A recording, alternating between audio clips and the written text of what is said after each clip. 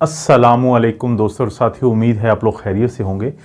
आजकल आप जब भी किसी हॉस्पिटल में जाते हैं तो सबसे ज़्यादा जो रश आपको देखने में आता है, जहाँ पे बहुत ज़्यादा मरीज़ इकट्ठे हुए होते हैं, वो होता है बच्चों का स्पेशलिस्ट यानी चाइल्ड स्पेशलिस्ट, या जिसको हम पीडियाट्रिशियन कहते हैं, उसके कमरे के बाहर या उसके क्लिनिक के बाहर। आजकल सीज़न है बच्चों में इन्फेक्शंस का, बच्चे खांसी करते हैं, उनके गले ख़राब हैं, उनको बुखार है, पेरेंट्स जो हैं वो उनको स्कूल से छुट्टियां करवा रहे हैं और हर तरफ एक ही बात हो रही है कि बच्चे बीमार हो रहे हैं। तो इस वीडियो में हम जायज़ा लेंगे कि जो बच्चे हैं वो इस सीज़न में वो क्यों ज़्यादा बीमार होते हैं, उनको कौन कौन सी इन्फेक्शंस होती हैं, यही जो खांसी और गले की ख़राबी और चेस्ट की इन्फेक्शन, और क्या हम इलाज कर सकते हैं घर में भी और डॉक्टर के साथ मिल के भी। सबसे पहले तो ये इस सवाल का हम जायज़ा लेंगे कि क्यों सर्दियों में बच्चों को अचानक ये ज़्यादा इन्फेक्शंस शुरू हो जाती हैं। दोस्तों, आपको पता है कि पाकिस्तान के माहौल में भी सर्दियां अचानक ही आती हैं कि जैसे ही हमारे जो नॉर्दर्न एरिया है वहाँ पे ठंडी हवाएं चलती हैं, वहाँ पे बर्फ़बारी होती है, तो अचानक ही तमाम शहरों में जो मैदानी इलाके भी होते हैं वहाँ पे सर्दी आ जाती है। और जैसे ही वो सर्दी आती है तो इसलिए बच्चे बीमार नहीं होते कि मौसम सर्द हो गया, बल्कि इसलिए बीमार होना शुरू हो जाते हैं कि उस सर्द मौसम की वजह से फिर ये बच्चे जो हैं बजाय एक दूसरे के से बाहर खेलने के, ये कमरों के अंदर महदूद हो जाते हैं। ये इंडोर जो है एक्टिविटीज़ इनकी हो जाती हैं, और जैसे ही इनकी इंडोर एक्टिविटीज़ होती हैं तो ज़ाहिर है एक दूसरे के करीब करीब रहते हैं, और जितने करीब करीब रहते हैं उतने ज़्यादा चांसेस होते हैं कि एक दूसरे को वायरस, बैक्टीरिया या इन्फेक्शन जो हैं ये मुंतकिल करते हैं। और इसके अलावा ये भी कहा जाता है कि सर्दियों में क्योंकि इनके नाक की जो रेशा होता है, ये सिक्रीशंस होती हैं, वो ड्राई हो जाती हैं, और हवा में जो ह्यूमिडिटी होती है या नमी अगर कम हो तो ख़ास तौर पे जब आप इंडोर में होते हैं तो वो वजह भी बनती है इन इन्फेक्शन के ज़्यादा फैलने की। क्योंकि आमतौर पे ये जो वायरस होता है, ये जो बैक्टीरिया होता है, जो सर्दियों के होते हैं, ये ज़्यादा फैलने वाले होते हैं। तो बड़ी वजह ये करार पाते हैं कि ये वजह बनती है बच्चों में एक से दूसरे को इन्फेक्शन लगने की। स्कूल से इन्फेक्शन लेके आते हैं बच्चे, डेयर केयर सेंटर से इन्फेक्शन लेके आते हैं, क्योंकि करीब करीब आ जाते हैं सर्दियों में बच्चे खेलते हुए। गर्मियों में आप देखेंगे कि ये बाहर खेलते हैं, गर्म मौसम होता है तो करीब करीब ज़्यादा नहीं होते। तो अब हम देखेंगे कि वो कौन सी इन्फेक्शन है जो आजकल इतना ज़्यादा बच्चों को तंग कर रही हैं, और उनका क्या एक आसान से हल की बात करेंगे, कोई ज़्यादा कॉम्प्लिकेटेड। सबसे पहले हम बात करेंगे RSV की, रेस्पिरेटरी सिंशिटियल वायरस। ये जो छोटे बच्चे होते हैं, ख़ास तौर पे वो बच्चे जिनकी उम्र 2 साल से कम होती है, तो उनके लिए ये खसूसी तौर पे ये वायरस उनको बहुत ज़्यादा तंग करता है। और यही वो वायरस है जो सबसे बड़ी वजह है कि जो सांस की छोटी नालियाँ होती हैं, जिसको हम ब्रोंक्यूल्स कहते हैं, तो उनकी सोजिश भी करता है, जिसको हम ब्रोंकियोलाइटिस कहते हैं। आमतौर पर होता ये है कि जब ये वायरस बच्चों में मुंतकिल होता है तो 1 से 2 दिन में अलामात आना शुरू होती हैं। वो मैं बताऊँगा क्या अलामात हैं, और फिर इलाज भी बताऊँगा कि उसका क्या करना चाहिए। तो वो अलामात फिर 3 से 7 दिन के अंदर बहुत ख़राब हो जाती हैं, और आमतौर पे 2 हफ्ते के बाद फिर बच्चा ठीक हो जाता है। और बाद बच्चे जो ये अलामात हैं 3 हफ्ते तक उनमें ये चलती हैं। वो अलामात क्या हैं? खांसी होती है, और नाक बहता है इन बच्चों में, बुखार होता है, और इसी तरह से इनको कंजेशन हो जाती है, नाक की भी कंजेशन हो जाती है, और बाज़ औक़ात जो फेफड़ों की कंजेशन की वजह से सीटियों की आवाज़ आती है। और बच्चों में जो सांस है वो तेज़ी से आता है, रैपिड ब्रीदिंग होती है। और जो बिल्कुल छोटे बच्चे होते हैं, यानी जो नौज़ायदा बच्चे होते हैं, तो उनमें बाज़ औक़ात थोड़ी थोड़ी देर के लिए सांस रुकता भी है। क्योंकि ये एक वायरस होता है तो इसका इलाज तो बड़ा सादा है। वो इलाज क्या होता है कि इन छोटे बच्चों के जो नाक में रेशा एक आ रहा होता है, रनी नोज़, उसको सक्शन होता है, एक आपके पास सिरिंज पंप उसको हम कहते हैं, तो उससे आप माएँ या घर वाला कोई भी जो है अपने हाथों को साबुन और पानी से अच्छे तरीके से धोने के बाद जब भी देखे कि रेशा है तो वहाँ पे उसको सक्शन पंप के ज़रिए साफ़ कर दे, या सिरिंज बल्ब के ज़रिए उसको साफ़ कर दे। और दूसरा नेज़ल ड्रॉप्स होते हैं सेलाइन के, यानी नमकीन, पाकिस्तान में भी ये हर जगह पे मिल जाते हैं, तो वो ड्रॉप डाले जाते हैं। और घर में कोशिश करें कि वेपोराइज़र इस्तेमाल करें, ताकि जो नमी है हवा में उसको कम किया जा सके, या उसको उस लेवल पे रखा जा सके कि जिससे बच्चों को सांस लेने में आसानी हो। क्योंकि वेपोराइज़र क्या करता है कि वो नमी को बरकरार रखता है, जिसकी वजह से बच्चों का सांस। उसके बाद हमने बात करनी है फ्लू की, या फ्लू वायरस की, या इन्फ्लुएंज़ा। या अक्सर आप नाम सुनते हैं क्योंकि ये अचानक ही बुखार होता है, ये बहुत तेज़ी से फैलता है, तो इसलिए अक्सर बच्चों में फिर फ्लू हो जाता है या इन्फ्लुएंज़ा वायरस हो जाता है। ये जो क्योंकि तेज़ी से फैलता है और इसकी अलामात भी फिर बहुत तेज़ी से आती हैं।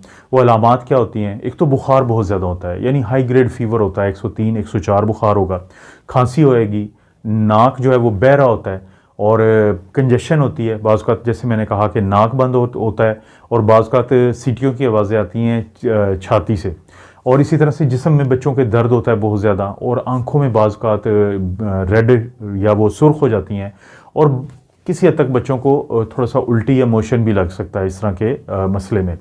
अगर तो 48 घंटे के अंदर अंदर टेमीफ्लू नामी एंटीवायरल जो शुरू करवा दी जाए दवाई, तो उससे इन बच्चों को बहुत ज़्यादा फ़ायदा हो जाता है। लेकिन 48 घंटे के बाद इस दवाई का फ़ायदा नहीं होता। लेकिन बचने का सबसे आसान तरीका है कि इन बच्चों को फ्लू की वैक्सीन हर साल लगवाई जाए। इन्फ्लुएंज़ा वायरस जो है वो हर साल तब्दील होता है, हर साल वैक्सीन भी तब्दील होती है, तो वो वैक्सीन सबसे आसान तरीका है फ्लू या इन्फ्लुएंज़ा वायरस से। उसके बाद दोस्तों हम बात करेंगे कॉमन कोल्ड की। कॉमन कोल्ड जैसा कि नाम से भी ज़ाहिर है, ये वो एक सूरत हाल है कि जिसमें हम कहते हैं कि बच्चे को सर्दी लग गई है। जो बुखार होता है वो बहुत ज़्यादा नहीं होता, और जिस्म में दर्द वगैरह होता है, लेकिन ये किसी भी मुख्तलिफ़ किस्म के वायरसेस की वजह से हो सकता है। और बच्चा आम तौर पे 5 से 14 दिन यानी 1 से 2 हफ्ते तक इस तरह की कंडीशन में रहता है, और उसको कुछ अलामात आती हैं। वो अलामात क्या होती हैं कि नाक बहता है, और कंजेशन होती है कि नाक की बंदिश होती है, या फिर थोड़ा सा छाती की बंदिश होती है, खांसी होती है, गले में दर्द होता है, और बुखार मैं बता चुका हूँ कि लो ग्रेड होता है, हल्का बुखार होता है।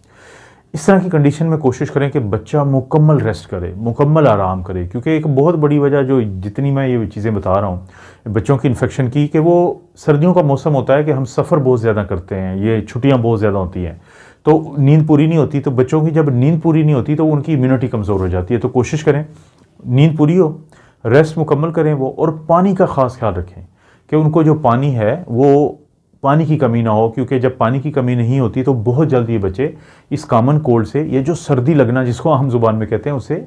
इसके बाद बारी आती है स्ट्रेप थ्रोट की। थ्रोट को तो गले को कहते हैं, और स्ट्रेप क्या होता है कि स्ट्रेप्टोकोकल जो है वो ये बैक्टीरिया होते हैं बेसिकली, आपके लिए इतना समझना ज़रूरी है। तो ये वो मखसूस किस्म की बच्चों की इन्फेक्शन है कि जिसमें हम एंटीबायोटिक देते हैं। आपको पता है इससे पहले मैंने एंटीबायोटिक का जिक्र नहीं किया क्योंकि वो तमाम वायरल होती हैं, तो उनमें या तो एक में मैंने कहा था कि टेमीफ्लू इस्तेमाल करवाते हैं, वरना सिर्फ आराम करवाएं बच्चे को, और बाकी जो सपोर्टिव दवाइयाँ डॉक्टर देता है बुखार के लिए, तो बच्चा उसी से ठीक हो जाता है। लेकिन स्ट्रेप थ्रोट एक ऐसी चीज़ है कि जिसमें गले में शदीद दर्द होता है बच्चों के, उनको कुछ खाने पीने में या निगलने में तकलीफ़ होती है, बुखार होता है, पेट में भी दर्द होता है, और सर में दर्द होता है। तो ये क्योंकि बैक्टीरिया की वजह से होता है, तो इसमें हमें एंटीबायोटिक देना बड़ा ज़रूरी होता है, और जल्दी देना ही चाहिए। क्योंकि अगर एंटीबायोटिक नहीं देंगे तो खुदा न खास्ता यानी जो रेशा होता है वो गले में इकट्ठा हो जाता है, जिसको हम एब्सेस बनना कहते हैं, या फिर रूमेटिक फीवर हो जाता है, जो कि बाद में जैसे जैसे बच्चे बड़े होते हैं तो उनके दिल और उनके जोड़ों और उनके गुर्दों के लिए वो चीज़ ठीक नहीं होती। तो अगर आपके बच्चे को बुखार है ज़्यादा, गले में शदीद दर्द है और बाकी जो अलामात हैं, तो अपने डॉक्टर से फ़ौरी रब्ता करें, क्योंकि हो सकता है कि ये वो स्ट्रेप थ्रोट है कि जिसमें हो सकता है कि आपको हर सूरत एंटीबायोटिक दे आपका डॉक्टर। लेकिन इसके अलावा मैं अक्सर लोगों को कहता हूं कि आप अपने बच्चों को आम बुखार के लिए एंटीबायोटिक फ़ौरी ना दें, क्योंकि उसका फ़ायदे से ज़्यादा नुकसान। दोस्तों, उसके बाद बारी आती है स्टमक फ्लू की। अब ये क्या चीज़ है कि स्टमक तो मैदे को कहते हैं, और फ्लू तो आप सबको पता है कि हमारे नाक या फिर गले का मसला होता है। बेसिकली ये मशहूर स्टमक फ्लू है, लेकिन हो गया मशहूर स्टमक फ्लू के नाम से, लेकिन बुनियादी तौर पे इसका कोई फ्लू वायरस या इन्फ्लुएंजा वायरस से कोई ताल्लुक नहीं है, बल्कि ये नोरो वायरस एक होता है। तो वो ये मसला करता है बच्चों में, ये पेट को इन्फेक्शन करता है, एक से दूसरे बच्चे में 12 से 48 घंटे में तेज़ी से फैलता है, और इसकी वजह से वो अलामात आती हैं जिनका ताल्लुक आपके मैदे से, आपके बच्चे के मैदे या आंतों या पेट से होता है। वो क्या अलामात होती हैं? वो अलामात होती हैं जैसे उल्टियाँ लगती हैं, लूज़ मोशन होते हैं, पेट में दर्द होता है, हल्का सा बुखार होता है, सर में दर्द और जिस्म में दर्द होता है, और थकावट होती है। और इसका जो इलाज होता है वो भी क्या करना है कि अपने बच्चे को बुखार के लिए पैरासीटामोल हम देते हैं, कोशिश करते हैं कि उसको नीम ठोस ग़िज़ा दें, हल्का खाना दें, बहुत हैवी ना दें, उसको पानी की कमी ना होने दें, मुकम्मल वो बच्चा रेस्ट करे।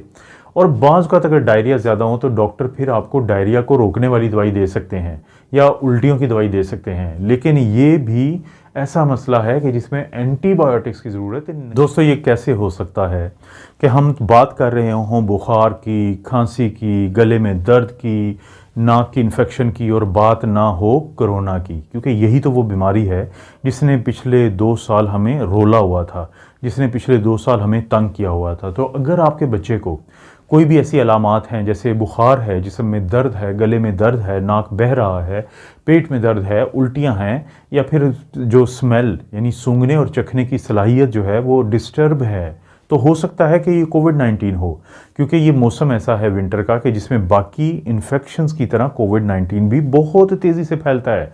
क्योंकि जो जितने भी अब कोविड-19 के नए वेरिएंट हैं वो ज़्यादा ख़तरनाक तो नहीं हैं, लेकिन तेज़ी से ज़्यादा फैलने वाले हैं। तो कैसे पता चलेगा? 2-3 तरीके हैं। सबसे अहम तो ये है कि टेस्ट होना चाहिए, कि कोविड-19 का टेस्ट होता है, वो टेस्ट जब करवा लिया जाता है पीसीआर, तो उससे पता चल जाएगा कि कोरोना है या नहीं है। दूसरा, ऐसे पता चलेगा कि अगर आपके घर में किसी को कोरोना है, किसी बड़े को, तो फिर चांसेस हैं बहुत ज़्यादा, या आप अपने किसी रिश्तेदारों की महफिल में गए थे तो वहाँ किसी को कोरोना था तो वहाँ से लग सकता है। तो कोशिश करें कि अगर आप इस तरह की किसी भी इन्फेक्शन बशमूल कोरोना से बचना चाहते हैं तो अपने बच्चों को ओवर क्राउडिंग वाली जगहों पे मत लेके जाएं। अपने बच्चों को बंद कमरों में बहुत ज़्यादा लोगों के दरमियान मत लेके जाएं। अपने बच्चों को आदत डालें कि वो हर कुछ देर के बाद ख़ास तौर पे अपने हाथों को आँखों या मुंह पे लगाने से पहले 20 से 40 सेकंड के लिए साबुन और पानी से अच्छे तरीके से धोएं या सैनिटाइज़र इस्तेमाल करें। फिज़िकल डिस्टेंस बरकरार रखें, सारे इकट्ठे ना हो जाएं एक जगह पे, और मास्क पहनने की आदत डालें बच्चों को। और आपके जो बच्चे उस एज कैटेगरी में आते हैं कि जिनके लिए वैक्सीन की इजाज़त है, तो उनको कोरोना की वैक्सीन लगवाएं। दोस्तों, ये थी वो इन्फेक्शंस जो सर्दियों में आपके बच्चों को तंग करती हैं। ये सब मैनेजेबल है, बस इनको समझना ज़रूरी है। खुद भी इनको समझें, दोस्तों को भी समझाएं, वीडियो को लाइक करें, चैनल को नहीं किया सब्सक्राइब तो अभी करें, और किसी दोस्त रिश्तेदार से आपको लगता है कि उसको फ़ायदा हो सकता है तो जो शेयर का ऑप्शन होता है, इससे इसका जो लिंक होता है वीडियो का, तो वो लिंक कहीं पे भी आप शेयर कर सकते हैं। आप अपना और अपनी फैमिली का ख्याल रखें। अल्लाह ताला आपको और आपकी फैमिली को हर किस्म की बुराई, बीमारी और आजमाइशें महफूज रखे।